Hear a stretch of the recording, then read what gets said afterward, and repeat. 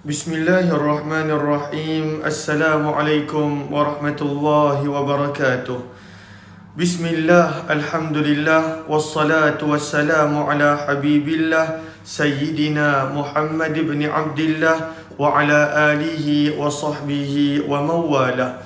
Allahumma rabbi syrah lana sudurana wa yassir lana umurana wahlul uqdatan min alsinatina yafqahu aqwalana. اللهم فقهنا في الدين وعلمنا التأويل اللهم ألهمنا مراشد أمورنا وأعذنا من شرور أنفسنا برحمتك يا رب العالمين والحمد لله رب العالمين. أهلا وسهلا ومرحبا بكم. صباح النور، صباح الخير. Selamat pagi sahabat-sahabat semua. Salam pertemuan dalam pertemuan perkongsian Syama'il Muhammadiyah siri yang ke-74 bersama dengan saya Umar Aziz. Kita berharap moga-moga pertemuan ini adalah pertemuan yang menjadikan kita dapat mengenali peribadi baginda Rasulullah. Kita dapat menghayati dan juga berusaha untuk mengikuti akan amalan-amalan Rasulullah sallallahu alaihi wa ala alihi wa sahbihi wa baraka wa sallam. Lalu ahlan-ahlan kepada sahabat-sahabat semua. Seperti biasa, apa kata kita mulakan pertemuan Syama'il Muhammadiyah kita dengan sama-sama kita perbetulkan dahulu niat. Moga-moga pertemuan ini adalah kerana Allah subhanahu wa ta'ala. Nawaitu ta'alluma wa ta'lim والتذكر والتذكير والنفع والانتفاع والإفادة والاستفادة والحث على التمسك بكتاب الله وسنة رسول الله صلى الله عليه وسلم والدعاء إلى الهدى والدلالة على الخير ابتغاء وجه الله ومرضاته وقربه وثوابه آمين آمين يا رب العالمين. Ahlan-ahlan Kak Karimah, Cikgu Kapten, Ana Sukaimi, Kak Safia Sapian, Galih Spirit, Roslina Cik Min, Neni Ros, Wan Muhammad Aswad, Zainun Hadi, Salina Muhammad Noor, Zaliha Kamaruddin, Izzati, Syamsia Saleh, Samsarina Saifuddin, Nur Hayati Abdullah, Kak Nur Aini Nasir, Syasha Ismail, Nadia Nawawi, Kutina binti Abdullah, Rosna Syarif, Zuraida Siddiq, Nurazia Mukhtar, Suraya Afandi, Aziza Izzah, Mazia Tirun, dan juga Hairina Nawawi, Nadia Nawawi, Fatimah, dan Hajar Gayah Daud, Jamalia Manap, Kak Hamimah Musan, Ana Sukaimi, Ahmad Aziz Alias, Zainur Rafa, Nazifa Abdullah, dan juga sahabat Ruziah Ma'aruf, dan juga sahabat-sahabat yang lain. Waalaikumsalam warahmatullahi wabarakatuh kepada sahabat-sahabat semua. Lalu mohon jasa baik untuk bantu share, bantu untuk kongsi, bantu untuk sebar luas, serta tag rakan-rakan yang lain. Moga-moga lebih ramai yang beroleh manfaat. Lalu kita berada dalam perkongsian kitab yang kita dah kenal, itulah Asy-Syama'ilul Muhammadiyah, yang mana riwayatnya telah dikumpulkan oleh Imam Tirmizi rahimahullahu ta'ala menjadi dalam bentuk lebih daripada 416 riwayat pada 56 bab yang berbeza, tajuk-tajuk yang berbeza. Lalu daripada 416 riwayat, kita telah tiba pada riwayat yang ke-260. Daripada 56 bab, kita telah tiba pada bab yang ke-39, di mana Imam Tirmizi meletakkan tajuk menceritakan riwayat-riwayat bab yang menceritakan tentang cara Rasulullah sallallahu alaihi wasallam tidur. Lalu kita nak sambung lagi dua hadis yang berbaki pada bab ini, dan hari ini kita nak sambung pada muka surat yang ke-201. Ya, muka surat 201, hadis yang ke-260. Lalu saya harap sahabat-sahabat bantu untuk memperbanyakkan selawat dan salam setiap kali kita baca riwayat baginda Nabi SAW. Moga-moga setiap daripada kita dicucuri rahmah daripada Allah Subhanahu wa ta'ala. Jom kita akan baca dia punya sanad, rantaian perawi, disusuli dengan matan, dia punya teks bahasa Arab dia serta terjemahannya. وبه إليه قال حدثنا إسحاق بن منصور قال حدثنا عفان قال حدثنا حماد بن سلمة عن ثابت عن أنس بن مالك رضي الله تعالى عنه أن رسول الله صلى الله عليه وسلم كان إذا أوى إلى فراشه قال الحمد لله الذي أطعمنا وسقانا وكفانا وآوانا فكم ممن لا كافي له ولا مؤوي صلى الله عليه وسلم. Lalu di sini kita lihat bagaimana doa yang ketiga yang ada pada bab ini. Kita telah baca dan kita juga telah pelajari doa pada riwayat 255, Rabbi qini azabak yauma tab'atsu ibadah. Kita telah belajar juga doa pada riwayat 257, Allahumma bismika amutu wa ahya. Maka ini adalah doa yang ketiga yang Nabi SAW baca sebelum daripada tidur. Maka di sini pada riwayat yang ke-260, Haddathana Ishaq bin Mansur, Haddathana Affan, Haddathana Muhammad bin Salamah, daripada Thabit, daripada Anas bin Malik radhiyallahu ta'ala anhu, yang mana Anas bin Malik radhiyallahu ta'ala anhu menceritakan kepada kita, baginda Nabi SAW apabila berbaring di tempat tidur baginda, maka baginda Nabi SAW berdoa. Apakah doa baginda Nabi SAW? Alhamdulillahilladzi at'amana wa saqana wa kafana wa awana fakam mimman la kafiyalah wa la mu'wi.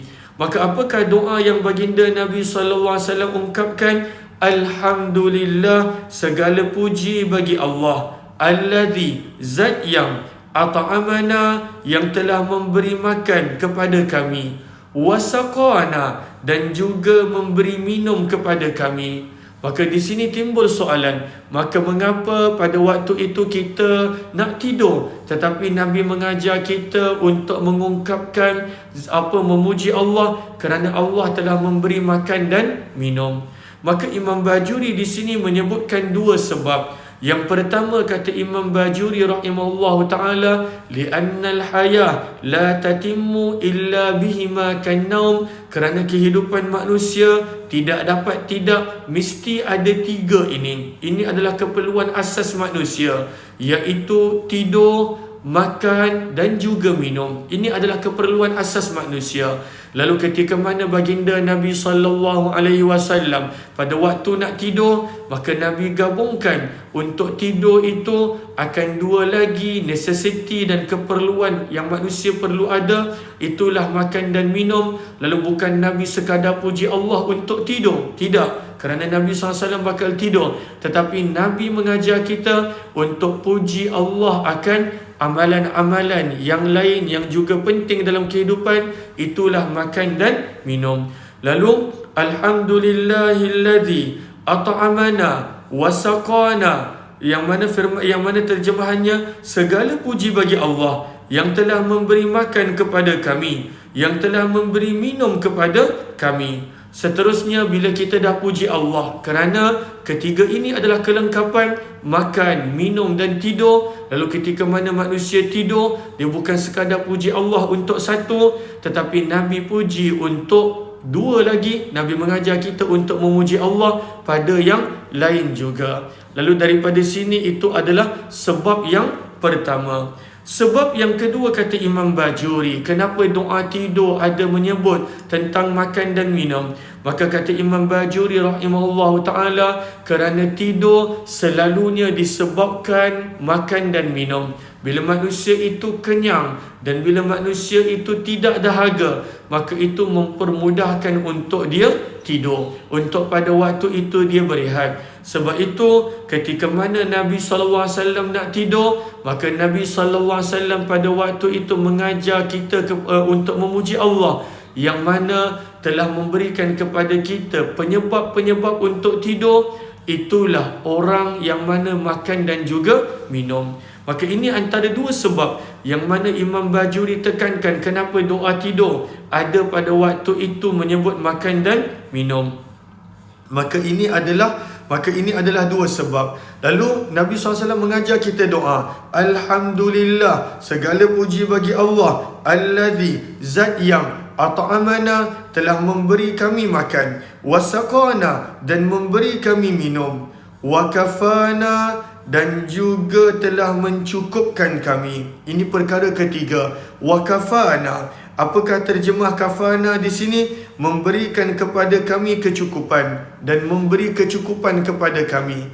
Akan tetapi Imam Bajuri menyebut kafana memberi kecukupan daripada apa? Sebab itu kata Imam Bajuri rahimahullahu taala, kafana ay dafa'a anna adhiyatina, memberi kecukupan kepada kami maksudnya apa? Menjauhkan daripada kami perkara-perkara yang memudaratkan. Lalu sahabat-sahabat boleh catat di ruang komen, sahabat-sahabat boleh catat dalam kitab, yang mana kafana adalah pada waktu itu, kafana adalah maksudnya mencukupkan kami. Tetapi lebih jelas maknanya, kata Imam Bajuri, bahawa kafana mencukupkan kami, iaitu menahan daripada kami perkara-perkara yang mendatangkan mudarat. Menjauhkan daripada kami, menahan daripada kami perkara-perkara yang mudarat. Lalu bila kita tidur, walaupun mulut kita terbuka, tak ada binatang yang masuk sebab ada malaikat jaga. Ketika mana kita tidur, tak ada benda yang masuk dalam rongga kita, telinga, hidung, mata, mulut dan juga rongga yang lain. Maka sebab itu kita juga doa, Alhamdulillah, segala puji bagi Allah, wa kafana, yang telah mencukupkan kami daripada apa? Mencukupkan kami daripada datangnya mudarat-mudarat, datangnya perkara yang tidak baik ketika mana kami tidur. Maka itu maksud kafana, itu maksud mencukupkan daripada perkara-perkara yang mudarat. Bayangkan, kalaulah manusia pada waktu itu tidur, binatang masuk ke mulut dia, ke telinga dia, ke hidung dia, maka itu akan mendatangkan mudarat kepadanya. Belum lagi perkara-perkara yang lain. Seterusnya Nabi juga mengajar kita untuk memuji Allah untuk apa? Wa awana, dan segala puji bagi Allah yang telah memberikan tempat tinggal kepada kami. Lalu walaupun kecil macam mana pun rumah kita ada tempat tinggal untuk tidur. Maka sebab itu di sini Imam Bajuri mengajak kita muhasabah, yang mana itu pun akan disebut di hujung doa. Berapa banyak orang yang tak ada tempat tinggal? Berapa banyak orang yang mana tak ada tempat tinggal? Manusia. Dan juga berapa banyak makhluk selain daripada manusia yang mana Allah jamin rezeki untuk mereka. Seperti mana dalam juz yang ke-12, wa ma min dabbatin fil ardi illa 'ala Allahi rizquha. Berapa banyak manusia yang mana pada waktu itu Allah beri rezeki kepadanya, tetapi Allah tidak jamin untuk berikan tempat tinggal padanya. Lalu berapa banyak makhluk selain daripada manusia yang mana dia tinggal ataupun dia tidur, dia berada kat mana-mana tempat yang dia ada. Manusia, Allah berikan kepadanya tempat tinggal. Dan ada juga manusia yang mana tak ada tempat tinggal, maka walau bagaimana kecil sekalipun rumah kita, walau bagaimana tak selesa sekalipun tempat tidur kita, kita masih lagi ada tempat tinggal, syukurlah untuk nikmat itu. Maka Nabi SAW mengajar kita untuk bersyukur atas nikmat makan, bersyukur atas nikmat minum, bersyukur atas nikmat penjagaan, dan juga bersyukur atas pada waktu itu nikmat yang mana menjadikan kita pada waktu itu kita, Allahumma salli ala Sayyidina Muhammad, bersyukur. Lalu adakah tak ada suara? Lalu mohon maklumkan, mohon sahabat-sahabat maklumkan, adakah tidak ada suara? Adakah tak ada suara? Sekejap saya cek suara saya. Adakah tak ada suara? Mungkin saya terlepas pandang. Sekejap saya cek balik mic saya.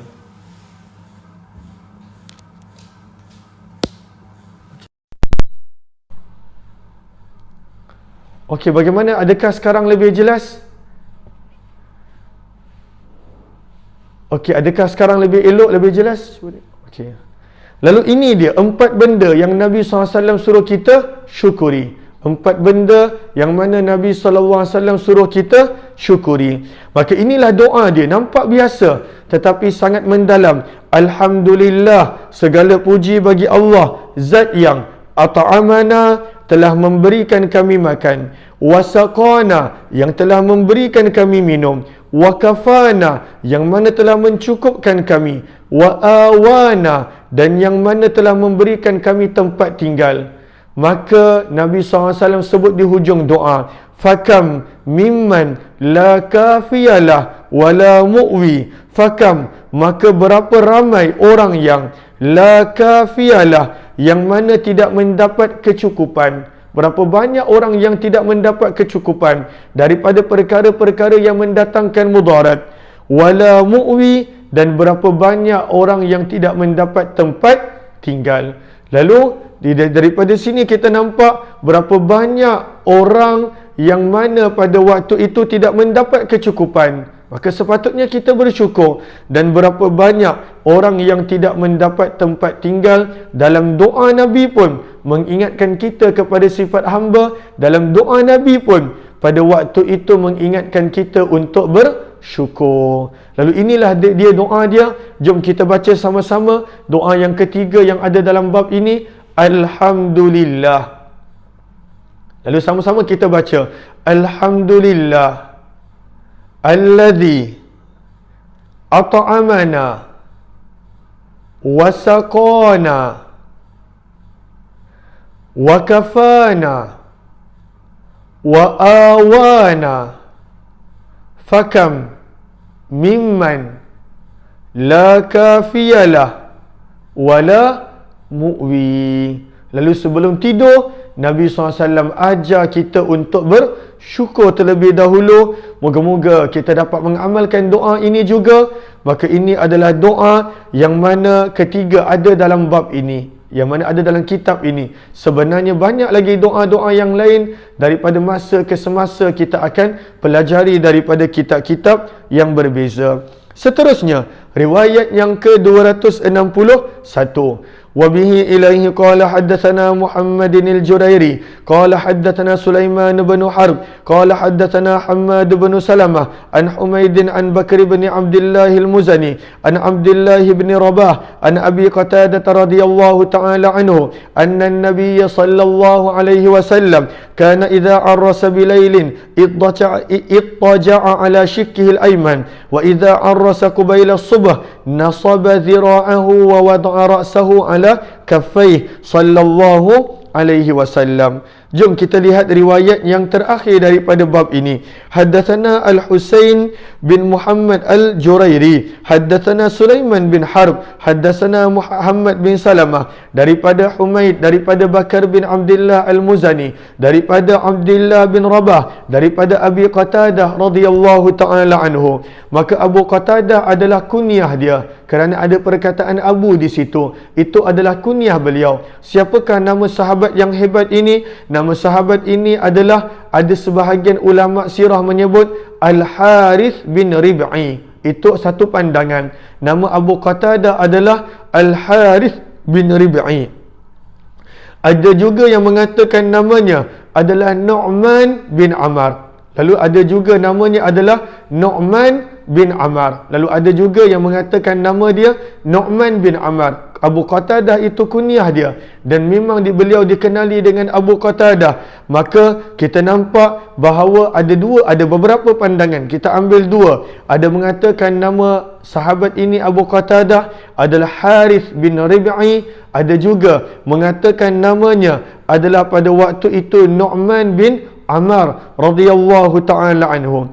Termasuk daripada sahabat-sahabat yang besar. Maksudnya sahabat yang awal masuk Islam daripada penduduk Madinah. Bahkan beliau turut serta bersama dengan Nabi dalam semua dalam semua misi Nabi SAW, dalam semua peperangan, kecuali hanya Badar yang beliau tidak bersama.